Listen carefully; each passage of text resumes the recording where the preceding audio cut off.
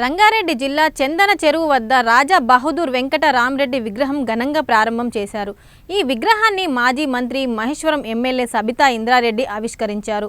వెంకట రామరెడ్డి అందించిన సేవలు సమాజం మర్చిపోలేదని, వారి అడుగుజాడలో నడవాలని ఆకాంక్షించారు. మహనీయుల జయంతి వర్ధంతి కార్యక్రమాలు చేసినప్పుడే వారి చేసిన సమాజ సేవలను ప్రజలు గుర్తించే అవకాశం ఉందని ఆమె పేర్కొన్నారు. ఈ కార్యక్రమంలో కాంగ్రెస్ పార్టీ జిల్లా అధ్యక్షులు టీయూఎఫ్ఐ డీసీ చైర్మన్ చల్లా నరసింహారెడ్డి పాల్గొన్నారు.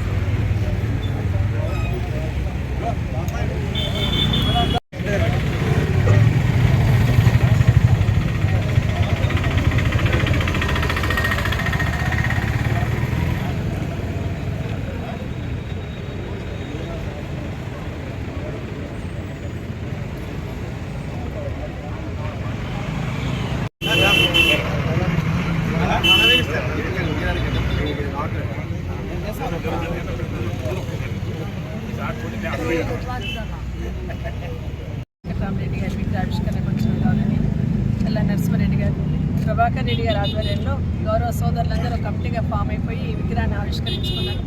ఖర్చుకు లెక్క చేయకుండా మహానుభావుని ఇక్కడ ప్రతిష్ఠించుకోలేదు, తలపు చేసి ఈరోజు విగ్రహావిష్కరణను చేసే అదృష్టాన్ని నాకు కల్పించున్నారు. వారికి ప్రత్యేకంగా ధన్యవాదాలు మా సోదరులకు అందరికీ. ఎందుకంటే మహనీయులను పెట్టుకుంటున్నప్పుడు వారి ఆశయాలను సాధిస్తూ ముందుకు పోవాలని ఆలోచనతో ప్రతి ఒక్కరం చేస్తూ ఉంటాం. ఈరోజు రాజా బహదూర్ వెంకట రామరెడ్డి గారు ఈ సమాజానికి అందించిన సేవలు భవిష్యత్ తరాలు కూడా తెలిసే విధంగా ఖచ్చితంగా నరసింహారెడ్డి గారు చెప్పినట్టు జయంతి వర్ధంతి చేస్తూ ఉంటేనే తెలవడానికి అవకాశం ఉంటుంది. కాబట్టి వారికి నివాళులు అర్పించుకోవాల్సిన అవసరం ఉంటుంది. ఎప్పుడైనా ప్రధానంగా మహిళలకి అమ్మాయిలకి చదువు చెప్పించాలనే ఆలోచన రాజా బహదూర్ వెంకటరామరెడ్డి గారు పెద్దగా ఆలోచించారు. అప్పుడు నిజాం కాలం నాడు అమ్మాయిల చదువు ప్రాధాన్యత తెలుసుకొని ఒక మహిళ చదువుకుంటే కుటుంబం అంతా చదువుకున్నట్టే అనే ఆలోచనతో ఆ రోజు వారు రెడ్డి కాలేజ్ ఏర్పాటు చేయడం జరిగింది, ఉమెన్స్. దాంట్లో నేను చదువుకున్నాను.